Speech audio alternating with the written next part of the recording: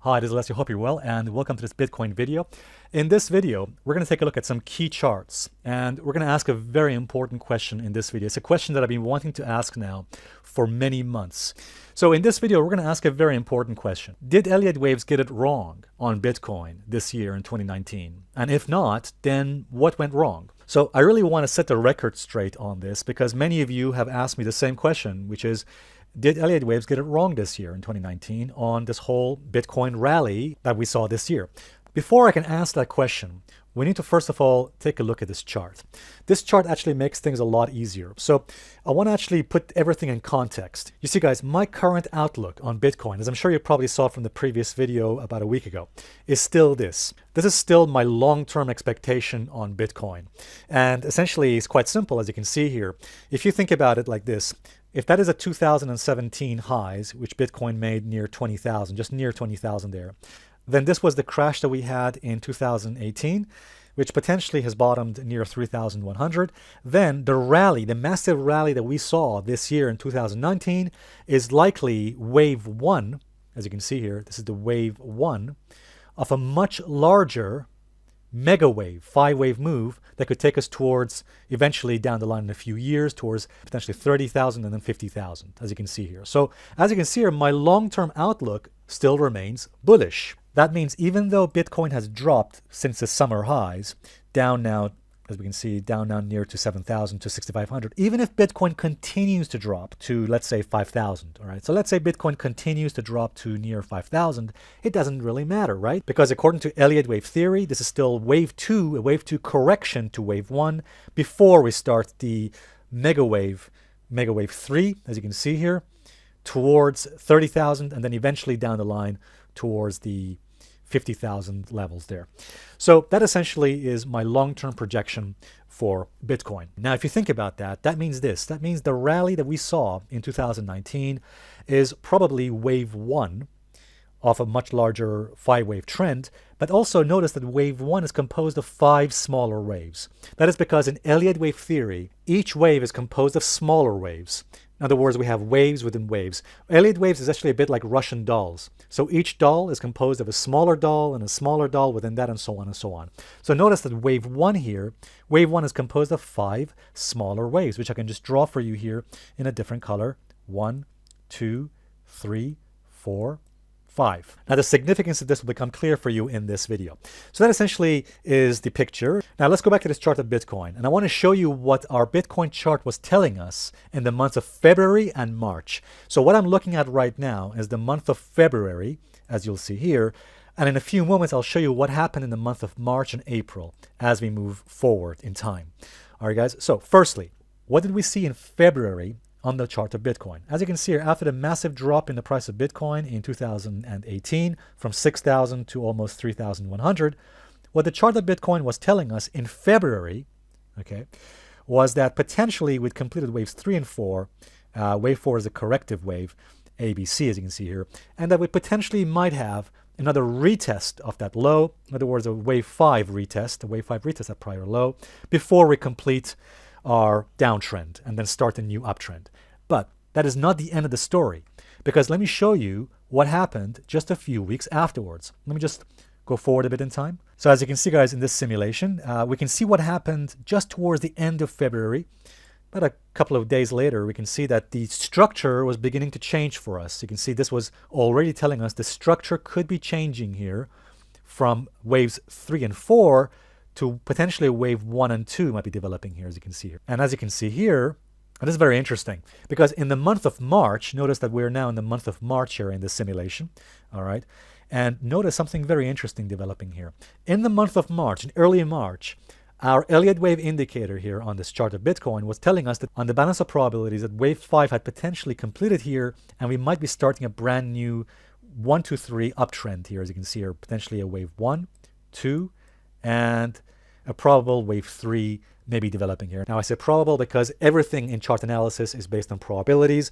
There are no certainties, there are only probabilities. But as I mentioned before, guys, even a small probability is better than none or zero. Now if I just fast forward a little bit more in the month of March, so here we're now looking at the chart of Bitcoin towards the end of March, as you can see here. And by the end of March, very interestingly, notice that as the price of Bitcoin was breaking just above 4,000, we can see that as it's breaking resistance, the wave count was still showing to us a probable wave 1, 2, and 3. All right, guys? So I just want to make sure it's very clear that as you can see for yourself on this chart, and by the way, I'm using the default setting of our Elliott wave indicator, so I haven't changed the settings here. This is the default setting of our own LT Elliott waves indicator. And you'll see that by the end of March, the wave counts clearly were indicating that on the balance of probabilities, wave 5 had likely completed here in December of 2018, and that we were probably starting a brand new uptrend, the 1, 2, 3 uptrend here. And you can see already, guys, that the Elliott wave indicator was showing to us the upside wave 3 probable projections, as you can see here on this chart. We had the probable wave 3 projections here we can see on 3.1, 3.2, 3.3 and 3.4. These are the probable wave 3 projections to the upside. And you can see that the wave count projections were showing a probable move towards above 6,000 and potentially even above 8,000, as you'll see here. Now, does that mean the price has to definitely move into those projections? No, of course not, because at the end of the day, this is based on probabilities, not certainties. But again, as I mentioned before, having just a bit of probability is better than having zero or none. All right, guys, now if I move forward in time, as you can see here, price of Bitcoin then surged in April. This is the month of April now. And as we can see here, guys, that is it. As you can see, as the price is moving higher, there it is. So we can see that the wave counts clearly were indicating to us that even in the month of April, as you can see here, as the price of Bitcoin broke the next resistance of 5,000, again showing to us a probable wave 3 projection. Again, as I mentioned before, the Bitcoin chart here, our Elliott wave indicator, was showing to us a wave 3 projection even as early as you probably saw in mid-March, and even as early as this level here in near 4,000. But anyway, let's move forward further. As you can see here, yeah, it just continued this bit further higher. Yeah, so you can see the price of Bitcoin continued its trajectory, and there it is. There is the massive move up towards the 8,000 levels that occurred in the month of May. All right, guys, so the bottom line is this, and I'm sure the question you're probably wondering is, well, if the Bitcoin charts were indicating a potential wave 3 was developing here even as early as even as early as March and April. So even as early as March, the Elliott wave indicator and Elliott wave theory was indicating we're probably dealing with a wave 3 of a potential uptrend. In other words, guys, just to be clear, let's just go back to our chart. What we're saying is this: what that wave count was showing to us at the time is that on the balance of probabilities, again, if that's our C wave into the 3,100 level, the crash that occurred in 2018, then wave 5 of that C wave, let me just draw this on the chart so we can see it, the probable wave 5, that C wave, had likely completed here, and that we're probably starting, again, as I mentioned before, starting a brand new uptrend, wave 1, 2, 3, 4, 5. All right, guys. So that 1, 2, 3 wave count you were seeing on my chart was indicating we could be starting a brand new uptrend in a much larger mega wave, or a larger wave 1. Again, remember, in Elliott wave theory, this is a fractal, so it's a bit like Russian dolls. One larger doll has a smaller doll inside of it, and the smaller doll has another smaller doll inside of it, and so on and so on and so on.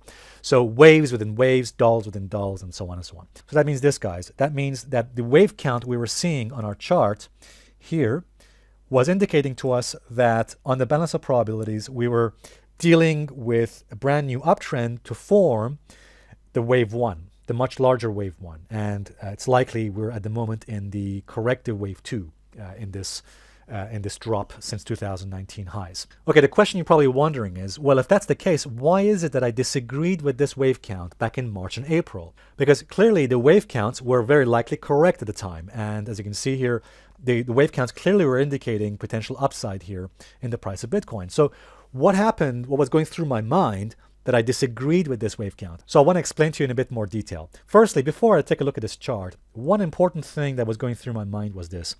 I was expecting a retest of the prior lows of Bitcoin. Now, why was I expecting a retest? Because 80% of the time, let me just write this down, 80% of the time, the price usually comes back and does a retest. In other words, guys, the majority of the time, 80% of the time, wave 5 is formed usually after a retest of the prior lows. Now, unfortunately, this means this. It means that, yes, there is 20% of the time as well, 20% of the time, when there is no retest. All right, guys? So, unfortunately, it seems that this was one of those times, one of those 20% occasions when the price did not do a retest. All right, guys, that's the one thing. The second thing, and this is by far the most important thing that was going through my mind. This chart here is probably one of the most important reasons why I disagreed with the wave count back in the spring of this year, back in March and April.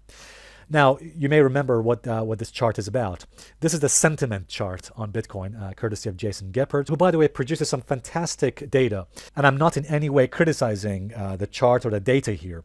What I'm trying to explain here is this, that back in March and April of this year, notice what was going on here on the sentiment chart. In other words, the public opinion became suddenly extremely optimistic in the price of Bitcoin. So as the price of Bitcoin suddenly went higher in April, notice what was happening here to the sentiment reading. The sentiment reading was extremely optimistic, extreme optimism or extreme bullishness. Now you're probably thinking, well, so what? Is that a big deal? Yes, it's a huge deal. Why?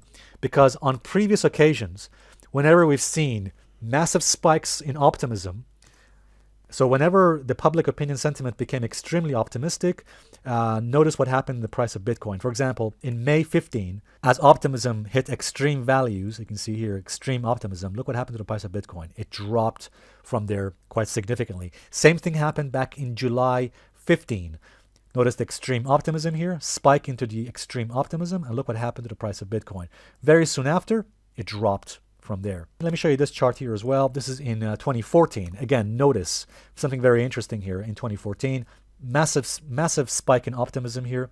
Again, notice what happened to the price of Bitcoin. It dropped from there. And the same thing happened also in June of 2014. We had extreme values, extreme optimism.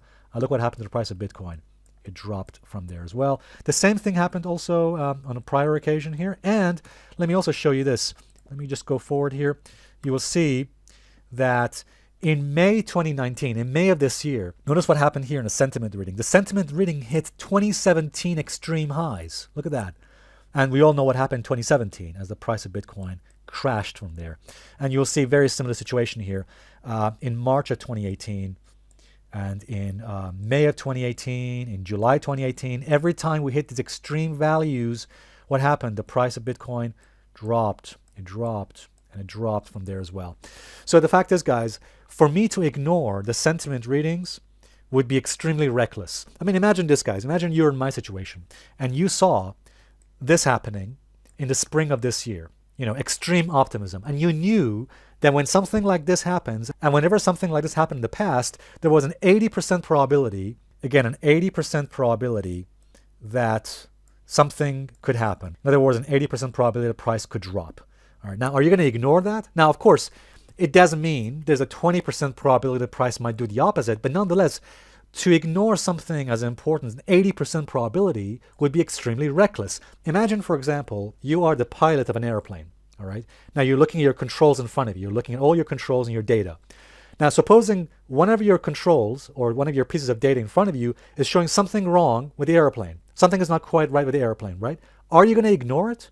Because if you do that, if you're going to ignore what's in front of you on your screen, that is not just reckless, it is dangerous. All right, guys? So similar thing here, as an analyst, as a chart analyst, when you're looking at the pieces of data in front of you and you're seeing an 80% probability the price might do something bearish, in other words, you can't just ignore it. I'm sure you'll probably agree with me. However, unfortunately, this was one of those times, this happened to be one of those times when, even though there's an 80% probability of something happening, this was one of those times when that 20%, the 20% the price might just do the opposite. That is exactly what happened here, guys.